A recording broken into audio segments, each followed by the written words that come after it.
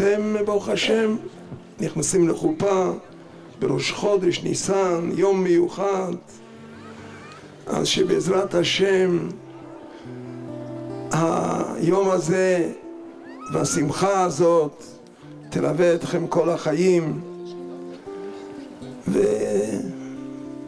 רצון שהקדוש ברוך הוא ימלא את כל משאלות לבכם לטובה. יהי רצון שיהיה ביתכם בניין עדי עד.